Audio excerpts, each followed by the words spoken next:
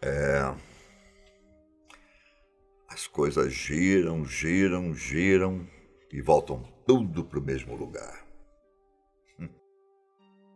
O caso que eu vou contar para vocês aconteceu lá pelos anos 90 e supostamente teria sido resolvido há anos. Porém, recentemente, graças ao jornalista Ivan Mizanzuki, que produz o programa Projeto Humanos Caso Evandro, aconteceram algumas reviravoltas inesperadas. E ao que tudo indica, o caso possivelmente será reaberto e vai se tornar até um seriado. Bom, muito prazer. Eu sou o detetive Bira. Vocês conhecem os detalhes do caso Evandro e as supostas bruxas de Guaratuba? Evandro Ramos Caetano, loiro, de olhos claros e considerado feliz. Evandro estudava na mesma escola em que sua mãe trabalhava na época do caso. A escola, chamada Olga da Silveira, ficava a menos de 100 metros de sua casa. Todos os dias pela manhã, ele acompanhava a mãe ao trabalho e voltava para casa apenas para almoçar, retornando à escola pela tarde para frequentar as aulas. Porém, o dia 6 de fevereiro de 1992, amanheceu chovendo e a mãe resolveu deixar o filho dormindo. Como era um caminho rápido e tranquilo e de conhecimento de Evandro, não havia problemas nisso. O garoto acordou, tomou seu café e foi para a escola. Porém, chegando lá, ele percebeu que havia esquecido seu brinquedo em casa. E, com autorização da mãe, voltou para buscá-lo. Já perto do início das aulas do período da tarde, a mãe de Evandro percebeu que ele ainda não havia retornado para a escola. Ela acreditou, então, que o filho apenas tivesse resolvido ficar em casa naquele dia, ou que tivesse se distraído brincando e acabou perdendo o horário. Resolveu, então, voltar até sua casa para buscá-lo. Porém, ao chegar, ela não encontrou o filho.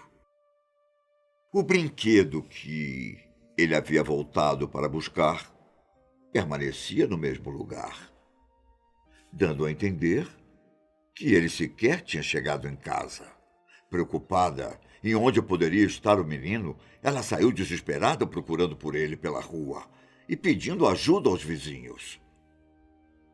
Devido aos recentes desaparecimentos de crianças na época, logo o caso se espalhou e virou notícia, e pelo fato da cidade ser pequena, o desaparecimento chegou ao conhecimento do prefeito da cidade, Aldo Abage. Foi então que o Grupo Tigre foi acionado. O caso então seria tratado como sequestro. E o Grupo Tigre tinha sucesso nas operações em que trabalhava. E além deles, outros 2 delegados também foram designados ao caso. Durante os primeiros dias de investigação, não se teve nenhum avanço e nem contato dos possíveis sequestradores. Todas as dicas e boatos do caso eram checados e nada encontrado. A família, inclusive, contou com a ajuda de guias espirituais para tentar encontrar o menino, o que também não deu em nada. No dia 11 de abril, algo chamou a atenção da população.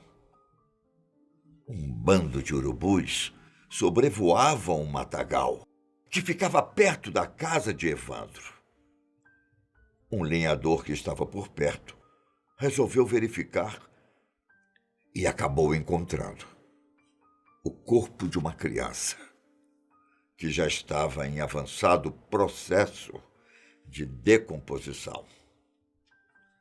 Mãos e pés haviam sido arrancados e a cabeça escalpelada.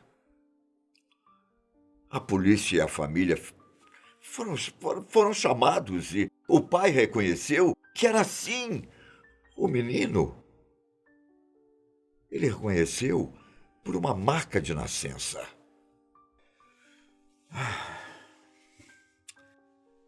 Meses depois do crime, a polícia conseguiu chegar a 3 homens que supostamente tinham cometido o crime. Um deles era Oswaldo Marceneiro, um pai de santo, que tinha chegado a Guaratuba no início daquele ano. Para a polícia, Oswaldo tinha recebido a ajuda de mais 2 homens. O artesão Davi dos Santos Soares e Vicente de Paula. Surgiram várias teorias sobre a motivação do crime. E a polícia acreditava que o assassinato teria sido um ritual de magia negra, como foi dito na época. Porém, o que mais deixou os habitantes da cidade chocados foi saber que Celina Abage, a primeira-dama da cidade, teria encomendado o crime. A polícia também acreditava que sua filha, Beatriz Abage, também teria participado do ritual. Todas essas pessoas foram presas e, segundo as autoridades, essas pessoas confessaram o crime, afirmando que o ritual tinha como objetivo ajudar a família a ficar rica e a se manter na política da cidade.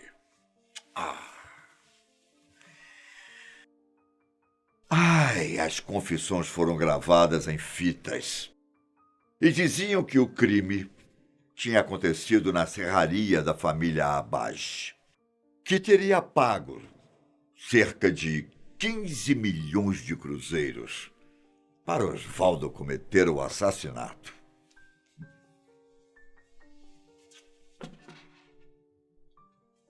O caso estava praticamente resolvido.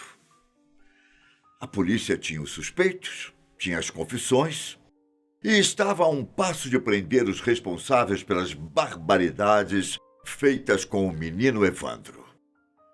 O primeiro júri do caso, em 1998, durou 34 dias, um dos mais longos da história do Brasil, superando até o massacre do Carandiru, em São Paulo. Mas o caso não se resolveu naquele ano. Na época, Beatriz e Celina Abage foram inocentadas, porque não houve a comprovação de que o corpo encontrado era do menino Evandro. Por vários motivos, o caso se estendeu por vários júris. Anos depois, a justiça foi feita. Em 2011, Beatriz Abage, filha do ex-prefeito da cidade, foi condenada a 21 anos de prisão. Como a mãe de Beatriz tinha mais de 70 anos, o crime já tinha sido prescrito. Muitas pessoas ficaram aliviadas ao saber que os criminosos estavam presos. E mesmo que tivesse demorado, a justiça tinha sido feita. Mas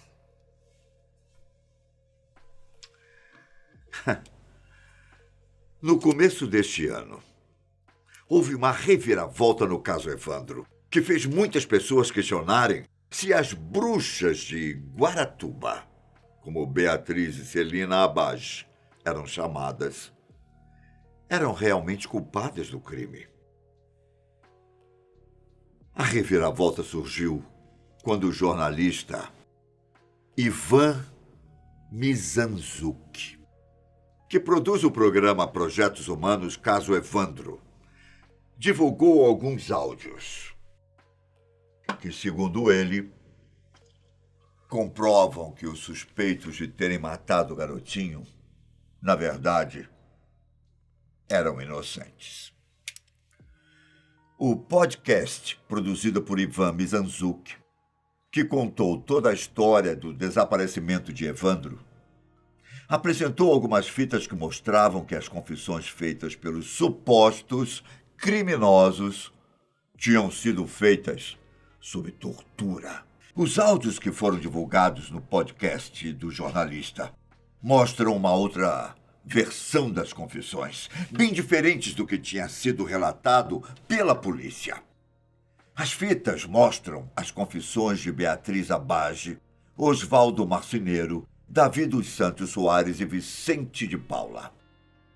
Ivan não quis revelar a fonte das fitas, mas os áudios são assustadores. Em um deles, Oswaldo Marceneiro aparece ofegante e em alguns momentos chega a gritar, como se estivesse sentindo dor. Em uma outra parte, Beatriz Abage é ameaçada pelos investigadores. E é possível até escutar um pedido de socorro em uma das fitas. Em outra fita, Oswaldo ainda confessa ter participado do sequestro e morte de Leandro Bossi, outro garoto que desapareceu em Guaratuba, no início dos anos 90. Então, a polícia não notou que as gravações das confissões tinham sido feitas sob tortura? É aí que está o mistério. Os trechos usados na investigação estavam todos cortados. Tinham sido editados para que não se percebesse que os acusados estavam sendo torturados. O advogado que defende Beatriz e Celina Abage afirma que a divulgação dos áudios muda completamente o cenário, pois, segundo ele, as confissões foram produzidas sob tortura e foram originadas de uma conduta ilícita.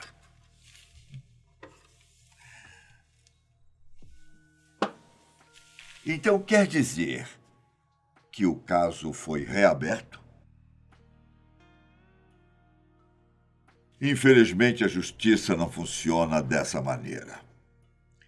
Segundo foi relatado no site do G1, o Ministério Público do Paraná afirmou que será necessária uma prova de autenticidade e da contemporaneidade do material, sendo que a desconstituição de uma condenação criminal somente ocorre no caso de surgir nova prova cabal de exclusão de responsabilidade do condenado.